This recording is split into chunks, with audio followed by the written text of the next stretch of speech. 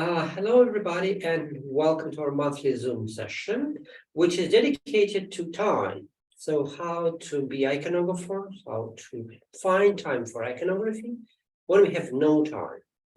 And I'll start with ancient classics, which will sound like ars longa, vita brevis, which means that life is extremely short compared to what is art.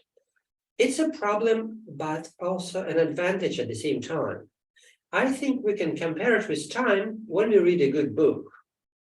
We leave our time, but at the same time, we enter some other type of time when our life is outside of our normal life. So real work of art is also an insight, a discovery, a touch of genuinity, a time what we can use for touch of magic. But also we can use art to testify Christianity because miracle of art works well for a miracle of faith. Yet we remember that in our days, art is highly underestimated labor. Only few artists can support themselves with their art. Most can't. Most artists can only dream of doing art full time. Most are like you and me, struggle to find time for art in a busy life. Besides, there are so many other ways to spend time. We can have our daily work done. We can enjoy time with people from family and other dear people. We can be recovering after something, including the hard work, or just having a nap. Looks like it's a true challenge to find time for art, unless you're rich, but then you'll have other time management problems. Well, back to the question, when should you work on our art in iconography or maybe other type of art? But I will specifically talk about iconography with multidisciplinary tasks. And if you have no time for it, I will share the answer I heard from different artists, including my dad. But first, I want to share a bit of my own experience. And I'll begin with strategy, which seemed for me the most logical for certain period of time. Like, what can I do if I only can afford having 15 minutes for iconography? Maybe I should split my complex work into little pieces, and today I am painting the right hand, tomorrow I'm painting the left one, making one detail at a time. It does sound doable, but this road leads in the wrong direction. It's because for any serious project, we must absolutely have a long work periods to have it done well. In 15 or even 20 minutes, you can't accomplish any complex task.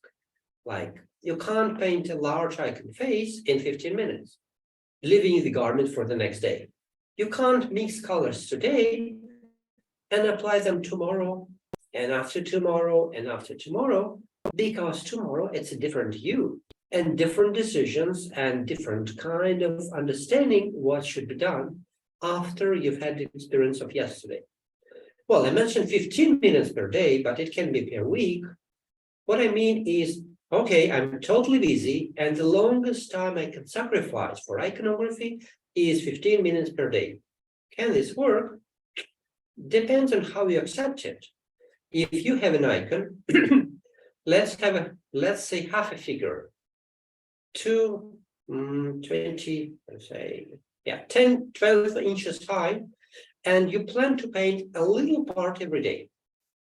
But I tried it many times and I screwed it up completely every time, because art is not an embroidery, which you can start from an angle and move forward stitching after one stitch after another, according to some plan.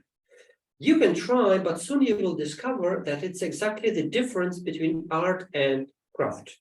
I'm sure you know the difference. According to definition, craftsman is someone who knows what the final result is, and the artist is the one who doesn't know, but who is searching for the result in the process. And if you are in the process of creating a thing which never existed before, you have to take into consideration so many different factors that in 15 minutes, you barely have time to remember what you tried to do yesterday and what colors you used and what were the tasks.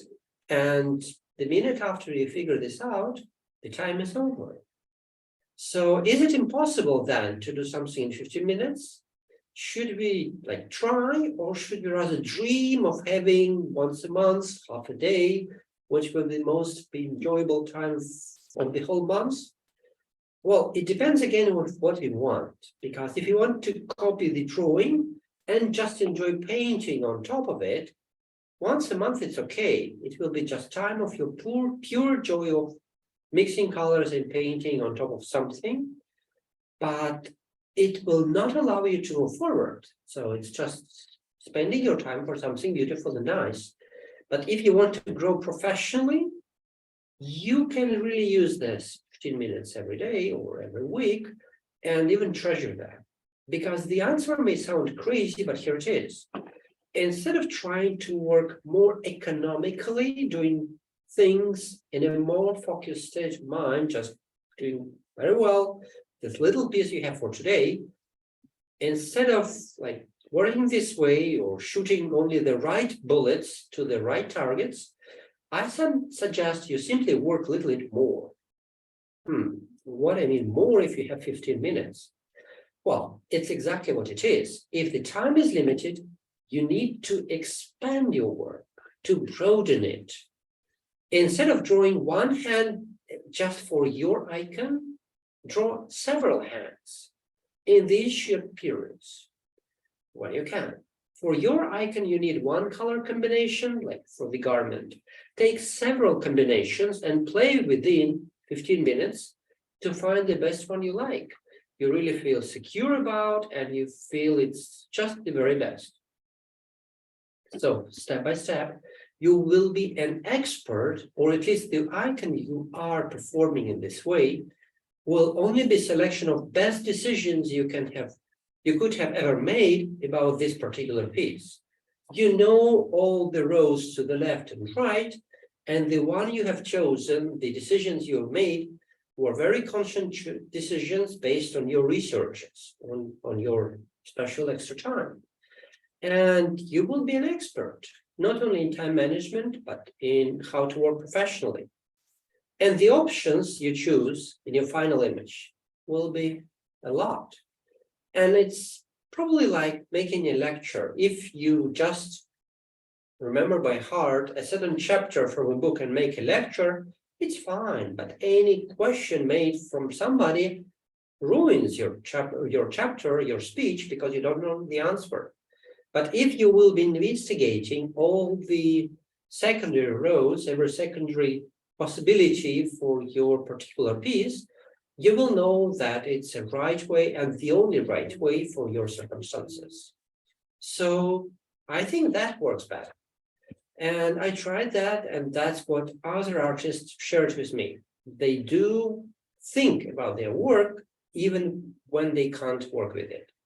They do try several sketches, even in short periods of time, just to be prepared for it. Well, it's not going to be easy, but we have to convince ourselves that professional work consists of different disciplines, and ability to swim between these disciplines helps to grow. That's it. And I will now share some images which will not be much illustration of the lecture, but I couldn't make a lecture without images, so it will be a little bit of something. And first is a Georgian icon, which I found here in one of the churches, and I think it's a very simple one, and yet very expressive and characteristic. So I think it's a great piece of art, and at the same time, a very good and focused icon, which helps us to feel how it was performed. It was probably made in 1 or 2 days, but in, I don't know, 1 or 2 sessions, but who cares if it works? And I also wanted to mention that not every art has to be complex. So some pieces of art can be very simple and performed in, I would say, minutes, like this one, but can still be very expressive and strong. And after that, I was searching and searching for different materials. And in the internet, I found this gentleman who has a Greek name. I forgot, I'll write it down when I publish the recorded version. And he had a Greek name, but he lived in France. And well, since 1930 till I forgot. I'll give you the link and it'll be wonderful. Just wanted to share how good sometimes is to have images without desire to look nice, but with the main desire to make them expressive and to make them powerful, even though they're quite simple. And that's it. Well, these are going to be a couple of mine. Here I made it black and white from a drawing, but this one I wanted to show as an experimental thing where you see, okay, here in Georgia, I have this characteristic icon with a huge head and little body. And I tried to make something like that. I'm not sure it's going to become an icon, but at least trying to make things helps you to understand what to do and what not to do, how things function, how they don't. And that can be, again, any kind of color sketches. And this one, I deadly wanted to make an icon of Christ with his blessing hand within the icon. And yet I think I don't know, deleted it maybe 5 times. And at the end, I deleted it completely. I didn't like the idea. But yet these experiments, the possibility to play with colors, composition and things, allow you to draw. So this doesn't look like completed enough. It has too many strange, I don't know, decisions about the composition. And yet it allowed me to grow in some way. And things like that. So there can be different ones. And the last 3 images I'm showing, we've recently been at an exhibition of a local artist whose name is Coutelas. And she's a lady is having, I think she has twins, but still she finds time to paint. And these are little ceramic tiles, like 7 centimeters. But I wanted to show how simplicity urges us to look at art as having some particular abilities, not represent something, but to touch your heart, not to show or demonstrate you something, but to invite you to some cooperation or a dialogue. So especially this one. So you see no neck, no nothing, but yet it's an image which touches the soul and which invites into some journey. So this is it for today. Thank you for watching. I'm not sure when next time is going to be, but it should be some day, maybe 21st of January, I guess. But we'll see. Thanks for watching. Stop.